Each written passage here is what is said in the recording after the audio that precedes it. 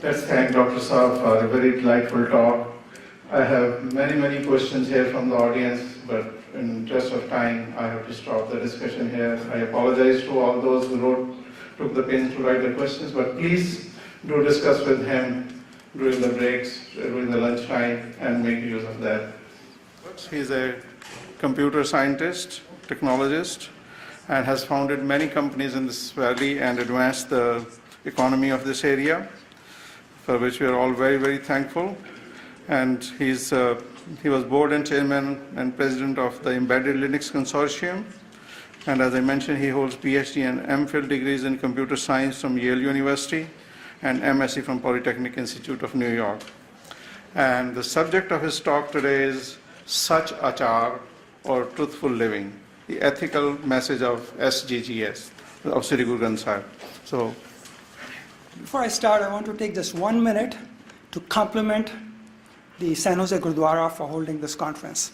I think by doing this, the Gurdwara is going outside the comfort zone for Gurdwaras and doing something innovative that's not a traditional role for Gurdwaras. And the San Jose Gurdwara has actually have a good track record of doing that. They have one of the finest Khalsa schools in here that has been an example for many others. They've been actively involved in the Hemkund Foundation programs and many other activities.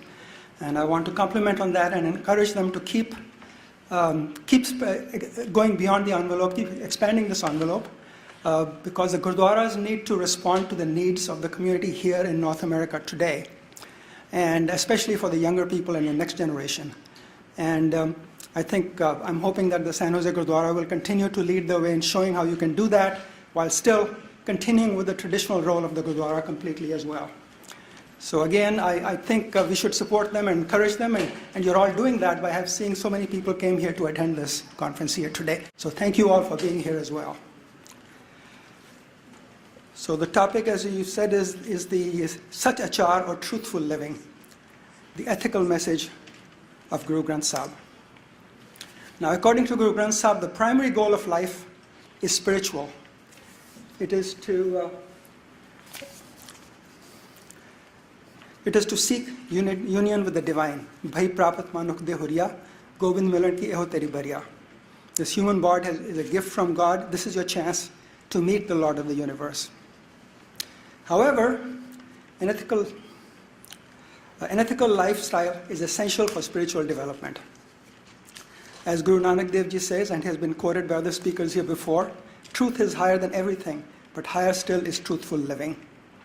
So we'll take a look at what the Guru Granth Sahib tells us about truthful living, about an ethical lifestyle.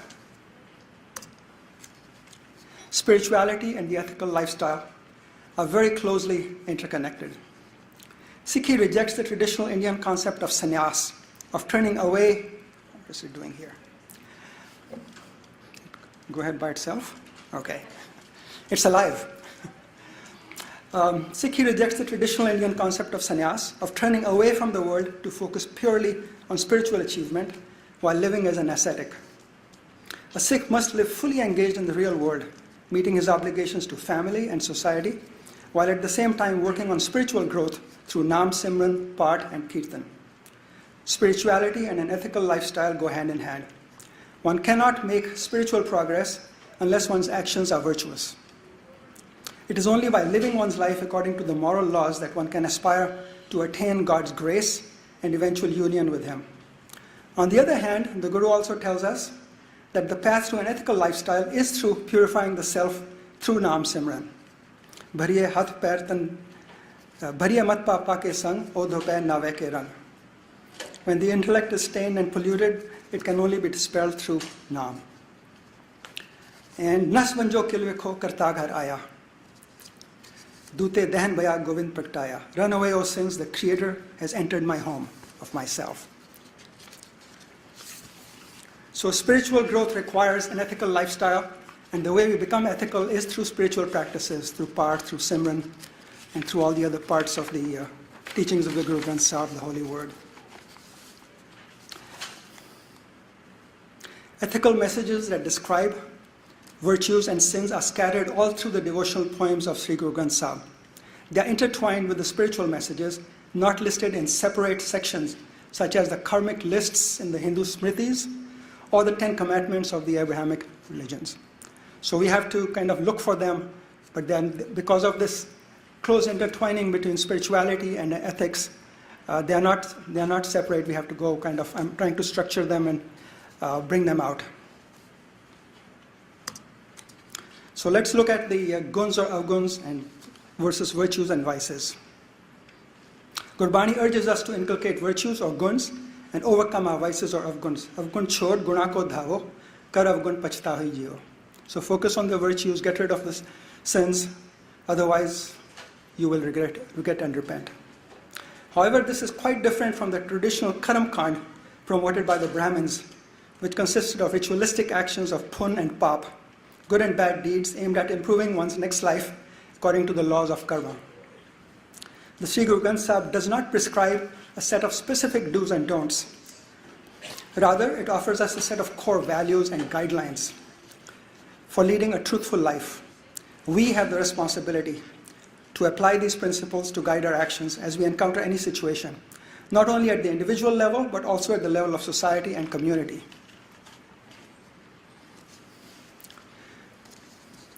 The root of our unethical tendencies is home, the sense of I and mine, which gives us a strong sense of being separate from God and from others. Sometimes it's translated as ego, but I think it's more specifically deals with the sense of separateness, of separate identity. Home gives rise to the 5 demons of fundamental evils of lust, anger, greed, excessive attachment, and pride. These 5 cardinal vices must be kept under control instead of allowing them to control us. Now, the underlying emotions are in fact an essential part of who we are as humans. But left unchecked, they lead to all kinds of unethical actions that are destructive to oneself as well as to society.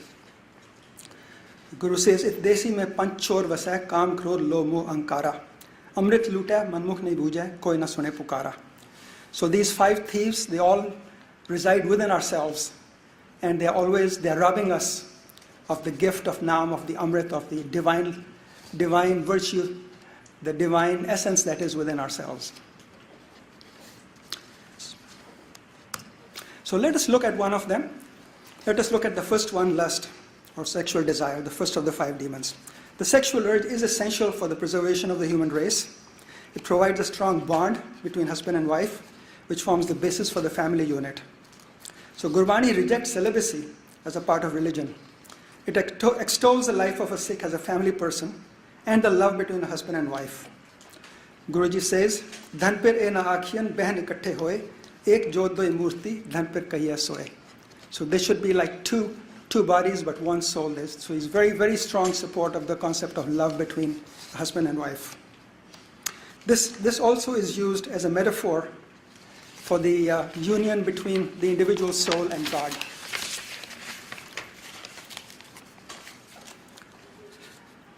And of the union in the divine bed as the merger of the soul with the Supreme Soul. Now, unrestrained lust, on the other hand, leads to infidelity, marital and social discord, sexually transmitted diseases, sexual exploitation and prostitution, and above all, and all kinds of other problems. And above all, it causes mental and spiritual anguish and keeps one separated from God and from one's true divine self. So you have to control them. It's a matter of balance. Sikhi is always the path of sahaj, of moderation and balance. And we can say that with all the remaining 4 as well. The issue is one of controlling them and taming them.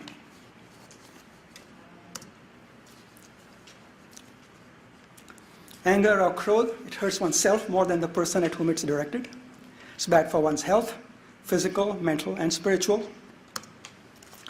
I'll go very quickly through some of these because of the lack of time. Greed or lobh, we'll just quote what the Guru tells us. Sehs khate lakko ut dhave, tripat na ave, maya pache pave. Anik bhog bikhya ke kare, nah triptave, khap khap mare. Somebody was talking before about, do you need to, as an entrepreneur, is it enough to make a few million, or it should be going for the next part? And that's what the Guru is saying. That's what greed is all about. You're never satisfied. You always want more. Bina santokh nahi koi raje. Without contentment, no one is ever satiated, no satisfied. It is only Naam that satisfies one's desires and provides real satisfaction and fulfillment. Deh naam santo kiya, utre man ki bhuk. That is where you get real fulfillment, not from worldly belongings. So again, as in the matter of balance, obviously the Guru also tells us to work hard, be successful at what we are doing, but don't focus just on accumulating more than you need. If you have enough, be willing to share it with others. And focus on what good. So I want to just answer that question that somebody else has brought before. I think as an entrepreneur, if you're successful, there's good in that. You're providing employment to people, you're doing all kinds of good things, serving society. If you focus on that and then share your blessings, and if you are in touch with Gurbani and your inner self and use that to guide you, then I think there's nothing wrong in being very successful as an entrepreneur and any other thing. So the key is get greed out of the way and focus on success. You can have satisfaction in success and make good things happen instead. Moving on to moh. Moh is a love or attachment that's beyond what is healthy. Unselfish love for one's family or for others is actually a good thing. But excessive attachment can be a major obstacle on the spiritual path. When attachment crosses over into obsession, possessiveness, or codependency, it can be unhealthy and destructive. And most of all, it shifts the focus away from our spiritual path, and we'll cover that a little more under attachment later on. Under detachment, I'm sorry. Ahankar or pride. This is a direct manifestation of home and a major obstacle on the spiritual path. Home nave nal virod hai, doi na vase ek thai. So home and naam are enemies. They are two opposites. Naam is the essence of the divine presence within yourself, God's name. And if you want to inculcate that and grow spiritually, you have to get pride out of the way, because that is its direct opposite.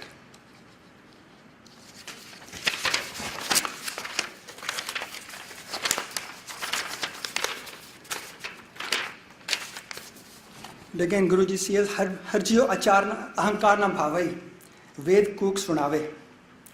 So all the scriptures of the world tell you God is not pleased by pride. So these 5 fundamental vices, lust, anger, greed, unhealthy attachment, and pride, give rise to many kinds of unethical behaviors that are described in a variety of ways in Sri Granth Sahib as the actions of the manmukh or sakat, the self-willed or cynical person, and the kind of person we don't want to be like. So it's all intertwined in the poetry in various places, various kind of activities, not as serious as a very concrete set of do's and don'ts, but the Guru gives us lots of examples of the kind of person we do not want to be. So we look at just a few of these immoral actions, which are strongly criticized in Gurbani. We don't have time to go into a lot of them. I'll just touch on that.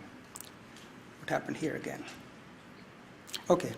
So hypocrisy, the Guru is very critical of hypocrisy in all forms, but particularly in the practice of religion, where it often involves an external show of religiosity not accompanied by internal purity or moral actions. They're very, very strong words criticizing, especially religious leaders, when the behavior is hypocritical. Slander or ninda is another vice that is frequently condemned.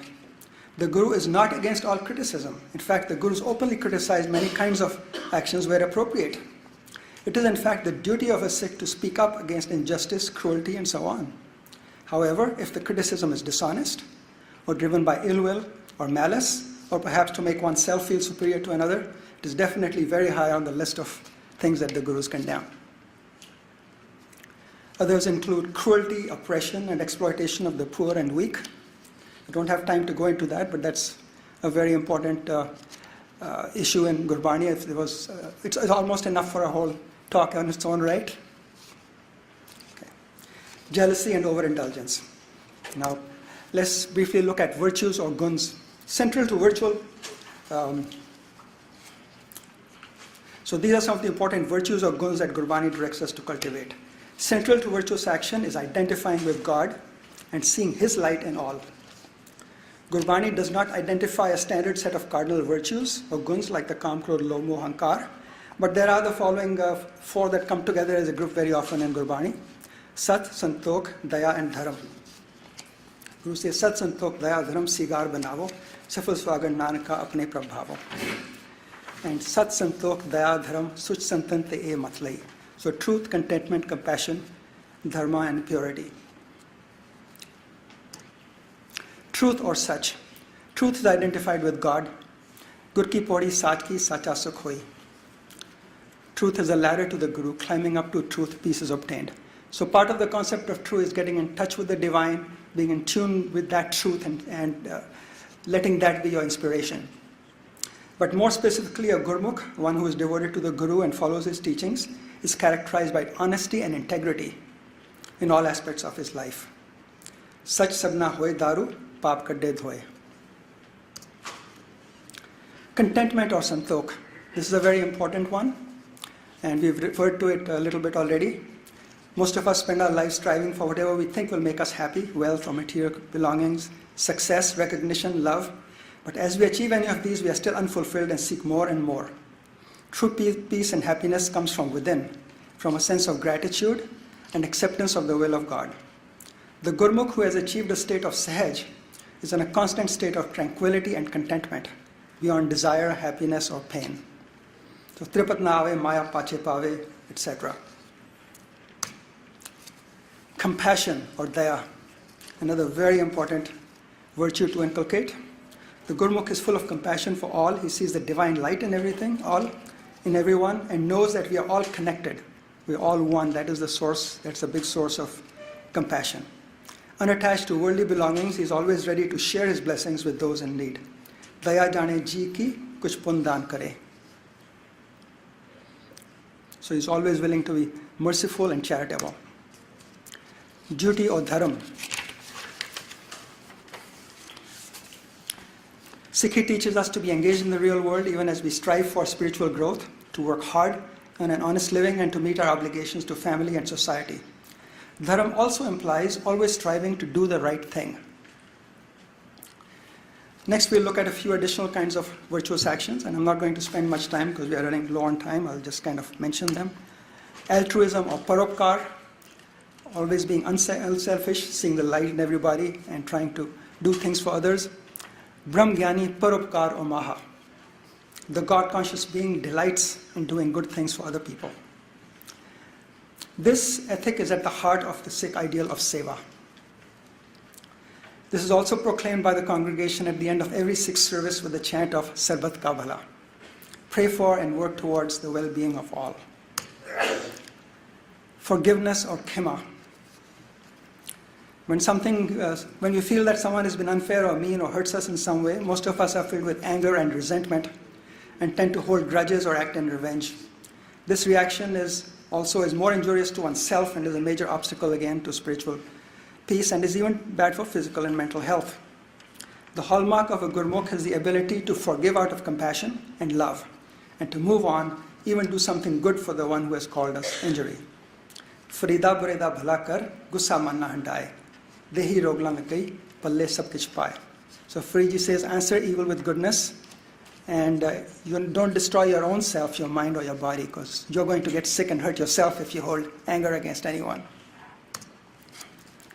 This is, above all, I want to say one more thing about it. Above all, forgiveness is an internal forgiveness. Externally, there are many times when it is necessary to stand up to evil or injustice, or to do the right thing in opposing it. What is important is to do so without any feelings of hatred, anger, or revenge, and because it is the right thing to do. And the biggest example, of course, is Guru Gobind Singh Ji when he led the Sikhs into battle against oppression by the emperor and actually helped bring down the Mughal Empire. But there was no revenge in his heart, and which he showed that in his actions.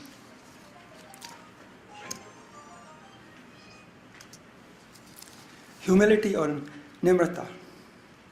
This is the antithesis of ankar or pride, which is a major obstacle in the path of God realization. So to be a recipient of His grace, we have to approach Him with the ultimate humility. Ho sabna ki hiren ka, to aao hamare paas. And Gurbani also tells us, Apas ko jo jane nicha, so ganiya sabte ucha.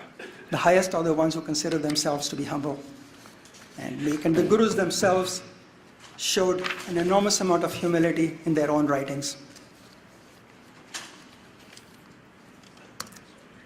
Humility is also important in the way we relate to others, besides being humble and approaching the Guru and God. Kabir, hum sab te hum bure, hum taj bhalo sansar. Bhalo sab koi. And then there's this beautiful part from the Asa Diwar. Simal ruk saraira at dirag at much, oy jave askar jai nerasekit. So the tall, beautiful tree, it looks beautiful, but pride isn't really worth anything because that tree has flowers and fruit that is not attractive to the birds at all. Fearlessness or nirbhayata. This again one could talk about for a long time, and there's a lot of different historical contexts that one could discuss on fearlessness, nirbhayata, and bravery in the context of Sikh writings and Sikh history. I'll just touch on it very briefly. One who has full faith in God, who is the nirbhav, the fearless one, fears no mortal. The fear of God drives out all other fears. Tadda dar upje dar jai, तांडर में डर रहा समाई जो डर डरे तब फिर डर लागे निडर हुआ सो डर और होय भागे.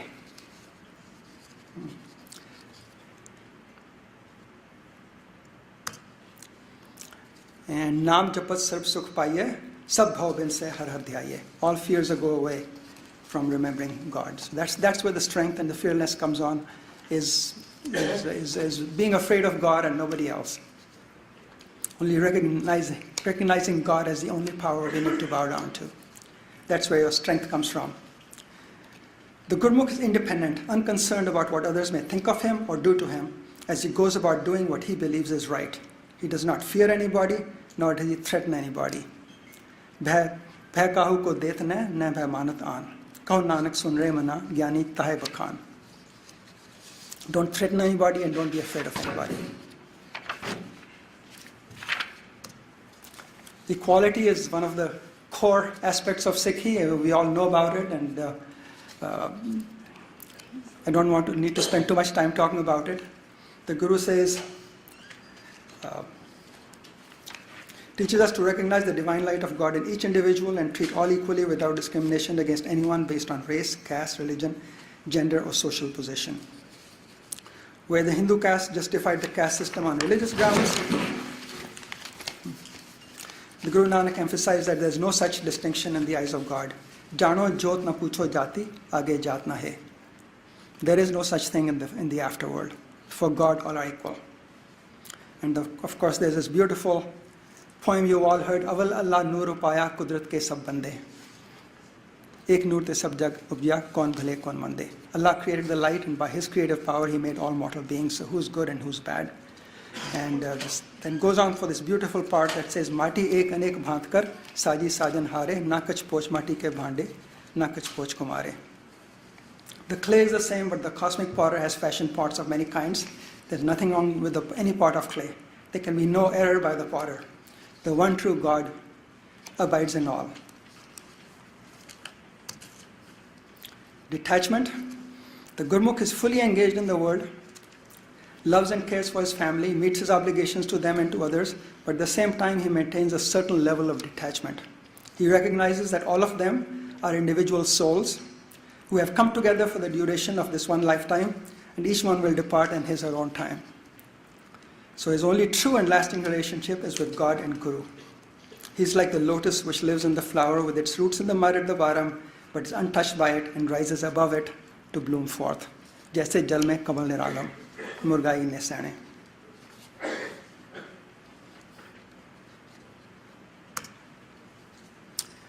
So to conclude, the ethical principles laid out in Sri Guru Granth Sahib, when followed, serve to make each person a better human being, a better family member, and a better member of society.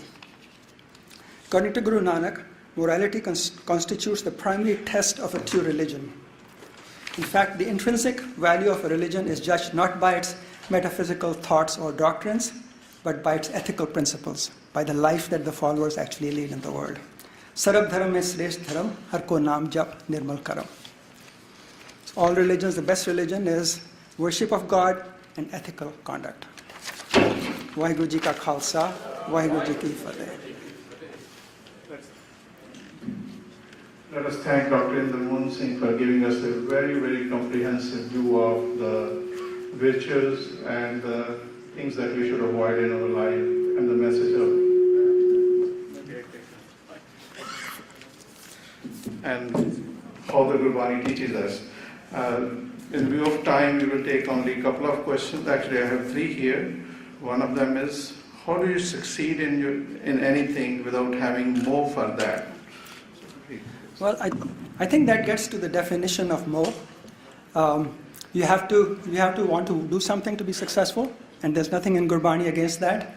Mo is when you get overly attached to something, and if it becomes obsessive and takes you away from your spiritual path, then it's mo. If it has any negative connotations, if you love somebody and for their sake you're going to go commit any crimes, for example, or do something dishonest. I mean, there have been stories about there was some woman who murdered somebody because it had to do with the competition of their kids. And anybody who has been at these soccer games for kids has seen parents that get more upset than anybody else when their team is losing, and they get mad at the referee and at each other. So that is mo. That is attachment to their kids. It's good to love your kids, but if it makes you do something bad, that's mo. And basically, it's you look within yourself. If it's obsessive and distracting you, if you sit in Nam Simran and you can't concentrate because you're thinking of something else, then that's probably mo. I think that's a good test. This is a question from actually myself and Pushpinderji. Western culture requires beating your own drum to advance in a profession. How do you balance humility with that? That's an excellent question. It's not an easy answer. I think the answer comes from within. If one can be humble and still be doing things for the purpose that they're intended. So you write a resume. If you're honest, but you still talk about your strengths, but you're honest about them. You don't do anything beyond normal, and you're doing it because you want to be successful, but not because you're feeling proud about it. I think if internally you're not tied up in pride, but externally you are speaking the facts and telling you why somebody should hire you, for example. You can be very positive and you can do a good selling job without being dishonest and without letting your personal ego get in the way. But as I said before, Sikhi is the path of moderation and balance. And we always have to balance these different things. There are very few yes-no answers, except perhaps murder or something like that. I mean, even there are probably cases where it might even be justified. I mean, killing is clearly justified in the right situation. Guru Gobind Singh showed us. So yeah, you have to look within yourself and approach it. I've certainly dealt with it. I don't know if I did it perfectly or not, but I had to. As a CEO, you sell. You do a lot of selling. You go out, sell to customers. You sell to others. You sell to your own people to make them work hard. You get them excited about what you're doing. But again, you have to do it while still trying to keep on the Guru's path as well at the same time and balance the two. I don't have a clear answer to that. Better than that. What guidance does Sri Guru Granth Sahib give to decide modern ethical questions like whether humans should be cloned or not? Well, I think Guru Granth Sahib does not try to answer questions like that directly, especially things that didn't happen in that time frame. And again, I think you go to the basic ethics that are in Gurbani and apply them and use your own judgment. The Guru gives us the responsibility to decide.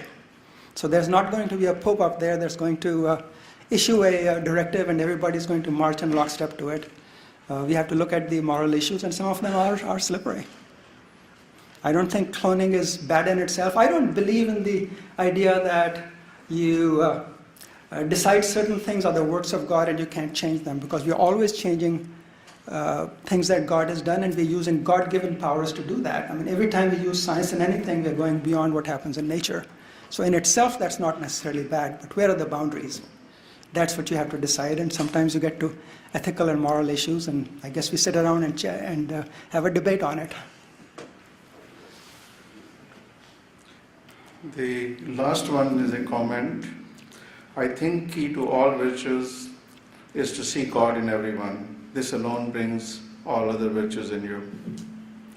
I agree with it. I don't think it's a question, but I agree with it completely. Now, does every religion teach that? I think at essence it does.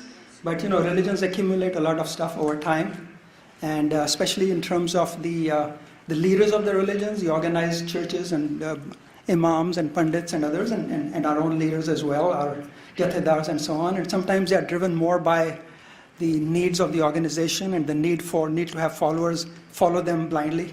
And so a lot of the things that come up, that especially the exclusiveness that says our religion is right and all the others are wrong, comes from that need to make people follow you. So they lose sight of the fact that the essential core of all faiths is worshiping God, and they all are related to that and to ethical actions. Let's thank Dr. Sahib with the Jaikara. Bole so nihal. Another Jaikara for all the speakers so far, and after that I'll have a couple of announcements for you. Bole so nihal. You know, it's my privilege. There are very distinguished Sikhs in this audience. I'm told Sardar Ujjwal Singh Dosanjh is here. He left. Oh, I see. I'm sorry. So, also, you know, I'm glad to see, I saw him a couple of minutes ago, Dr. Jaswant Singh Neki. Is he here? Vaheguru Ka Khalsa, Vaheguru Ji Ki Fateh. He's here from India, and we'll be hearing from him today afternoon. So please be back. His talk is the first one after the lunch. So what we will do is we are running about half an hour late, but that's okay. So we will start here punctually at 2 o'clock. So I request that be here 10 minutes before. Langar is ready in the Langar hall, and let's go there, enjoy it, and come back here 10 minutes earlier so that we are all seated and we can start punctually at 2 o'clock. Vaheguru Ji Ka Khalsa, Vaheguru Ji Ki Fateh. ਸਾਡੇ next session ਦੇ chairman ਨੇ ਸਰਦਾਰ ਸੁਖਦੇਵ ਸਿੰਘ ਬੈਨੀਵਾਲ। ਇਹ ਸਾਡੇ ਸਿੱਖ ਗੁਰਦੁਆਰਾ ਸੈਨ ਹੋਜ਼ੇ committee ਦੇ member ਵੀ ਨੇ, ਤੇ ਮੈਨੂੰ ਇਹਨਾਂ ਤੇ ਬਹੁਤ ਮਾਣ ਹੈ। ਇਹਨਾਂ ਦਾ ਆਈਡੀਆ ਸੀਗਾ ਕਿ ਜਿਹੜਾ ਫਸਟ ਪ੍ਰਕਾਸ਼ ਉਤਸਵ ਹੈ, ਇਸ ਨੂੰ ਅਸੀਂ ਇਸ ਗੁਰਦੁਆਰਾ ਸਾਹਿਬ ਵਿੱਚ ਧੂਮਧਾਮ ਨਾਲ ਮਨਾਇਆ ਕਰੀਏ, ਤੇ ਕੁਝ ਕਾਨਫਰੰਸ ਬਾਰੇ ਵੀ ਇਹਨਾਂ ਨੇ ਕਿਹਾ, ਤੇ ਮੈਨੂੰ ਬਹੁਤ ਚੰਗਾ ਲੱਗਾ ਕਿ ਅਸੀਂ ਇਸ ਡਾਇਰੈਕਸ਼ਨ ਵਿੱਚ ਚੱਲੀਏ। So I think he deserves credit for that. So ਇੱਕ ਜੈਕਾਰਾ ਇਹਨਾਂ ਵਾਸਤੇ, ਬੋਲੇ ਸੋ ਨਿਹਾਲ। So I think without taking more time, I'll invite him to start the next session. Vaheguru Ji Ka Khalsa, Vaheguru Ji Ki Fateh.